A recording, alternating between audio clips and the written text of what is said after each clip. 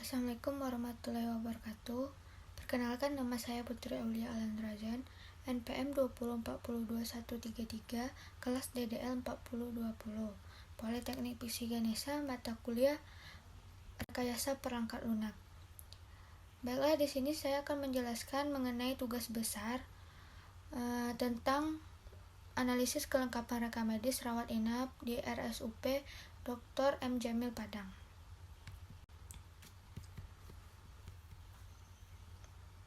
Berikut profil rumah sakit RSUP Dr. M. Jamil Padang. Rumah Sakit Umum Pusat atau RSUP Dr. M. Jamil Padang adalah rumah sakit kelas A pendidikan dengan kegiatan utama memberikan pelayanan kesehatan spesialis dan subspesialis kepada pelanggan. RSUP Dr. M. Jamil Padang pertama kali bernama RSU Megawati yang menempati 2 komplek. Pada tahun 1953, dibangunlah gedung RSUP Dr. M. Jamil Padang di areal tanah seluas 8.576 hektar yang letaknya di Jalan Perintis Kemerdekaan, Padang. Tahun 1978, berdasarkan SK Menkes RI nomor 134 tahun 1978, RSU resmi memperoleh sebutan namanya sebagai RSUP Dr. M. Jamil Padang untuk mengabdikan nama seseorang putra Sumatera Barat yang meninggal dalam masa perjuangan kemerdekaan yang mengabdikan dirinya di bidang pelayanan kesehatan. Unit reka medis merupakan salah satu unit tersibuk dan memerlukan kinerja yang tinggi dan teliti dari para petugasnya. Meskipun petugas reka medis tidak secara langsung terlibat dalam pelayanan klinis pasien, tetapi informasi yang tercatat pada reka medis merupakan bagian penting dalam pelayanan kesehatan. Oleh karena itu, petugas unit reka medis yang profesional sangat diperlukan dalam melakukan pelayanan reka medis di rumah sakit. Prosedur sistem yang berjalan. Namun, dalam pelaksanaannya masih terdapat kekurangan dan kelebihan dalam pencatatan reka medis. Dilihat dari segi media yang digunakan. Kita lihat dari kekurangannya. 1. Manual, dilakukan secara manual. Reka medis bisa dilakukan oleh siapapun. Jadi keaslian maupun keamanan dapat dipertanyakan kebenarannya. Yang kedua, memakai media kertas, yaitu membutuhkan waktu yang tidak sedikit untuk mencari data pasien. Yaitu dilihat dari kelebihannya. Kalau memakai sistem elektronik, tidak membutuhkan space yang lebih besar dalam penyimpanan, mudah diolah dan lebih terjamin keamanannya. Yaitu yang keempat, dilakukannya dengan media komputerisasi, lebih mudah mencari informasi mengenai pasien dan lebih simpel. Flow map yang sedang berjalan, yaitu pertama awal mulanya dari pasien, yaitu mulai atau start, itu kemudian mendapat ID pasien, kemudian melakukan ke kolom kedua yaitu ID, melakukan pendaftaran yang si pasien mengelola pendaftaran, kemudian mendapatkan berkas RM.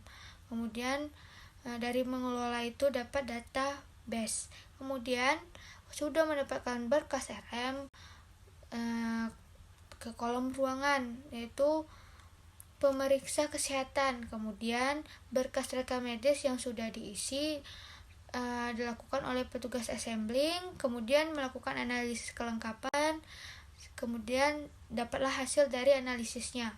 Kemudian hasil tersebut dilakukan oleh petugas pengelola data, kemudian mengelola data, kemudian terjadi rekapan data analisa, terjadilah cetak laporan dan hasil dan menjadi sebuah laporan. Laporan tersebut diberikan kepada kepala urusan reka medis dan setelah itu kepala memberikan laporan itu kepada direktur medik dan selesai. Dalam konteksnya itu terdapat ada petugas RM, kemudian reka medis dilakukannya dengan analisis kelengkapan reka medis, acuannya ke situ, kemudian data kelengkapan reka medis juga acuannya ke analisis kelengkapan reka medis, kemudian hasil dari itu dapat laporan kelengkapan reka medis dan diberikan kepada direktur medik.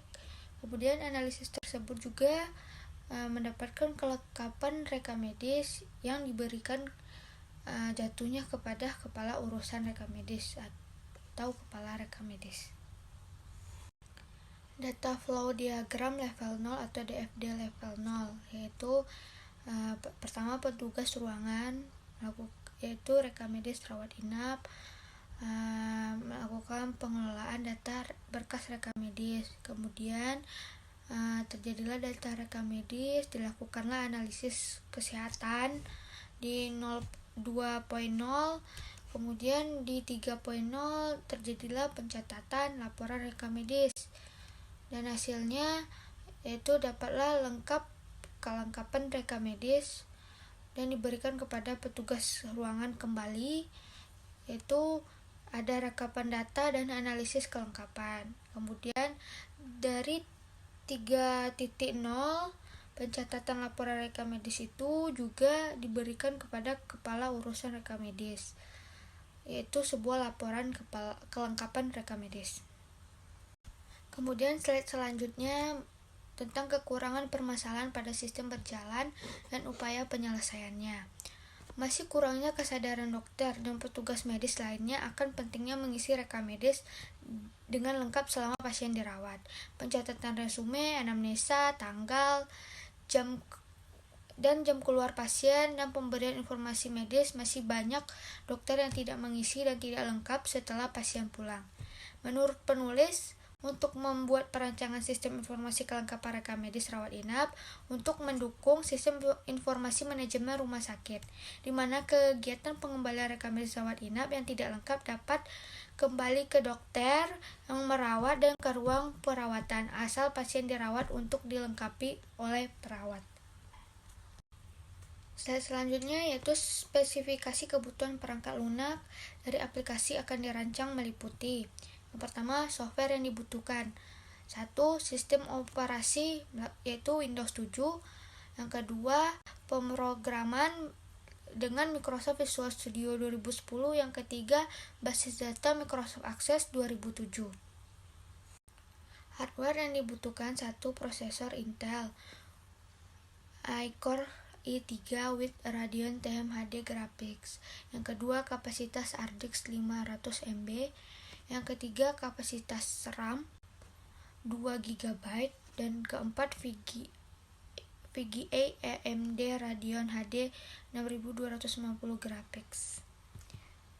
Proses-proses dari aplikasi akan dirancang meliputi: yang pertama, form login, form menu utama, form data user, yang keempat, form data dokter, yang kelima, form data perawat, yang keenam, form data pasien, yang ketujuh, form kelengkapan, yang kedelapan, form laporan kelengkapan. Laporan kelengkapan berdasarkan status, yang kesembilan, yang kesepuluhnya, form laporan kelengkapan berdasarkan penanggung jawab, ke-11, form laporan kelengkapan berdasarkan data ruangan, ke-12, form laporan kelengkapan berdasarkan per item formulir, yang ke-13, laporan kelengkapan rekam medis berdasarkan status, yang ke-14, laporan kelengkapan rekam medis, yang ke-15, laporan kelengkapan berdasarkan penanggung jawab kelengkapan, ke-16, laporan kelengkapan berdasarkan data ruangan, yang ke-17, laporan kelengkapan berdasarkan per item formulir. Slide berikutnya yaitu rancangan interface atau desain antarmuka, yaitu sebuah penampilan dari desainnya, dari proses-proses dari aplikasi yang dirancang item-itemnya. Seperti yang bisa dilihat yaitu ada menu login, ada username dan password, kemudian tampilan layar utamanya bisa dilihat seperti di slide-nya. Kemudian ada rancangan layar data user, ada rancangan layaran data dokter, kemudian tampilan dari rancangan layar data perawat, kemudian ada rancangan layar data ruangan, dan desain dari rancangan layar form pasien, dan terakhir ada rancangan layar form kelengkapan pasien ranap. Baiklah, sekian penjelasan dari saya. Kalau ada kekurangan mohon maaf, dan terima kasih. Assalamualaikum warahmatullahi wabarakatuh.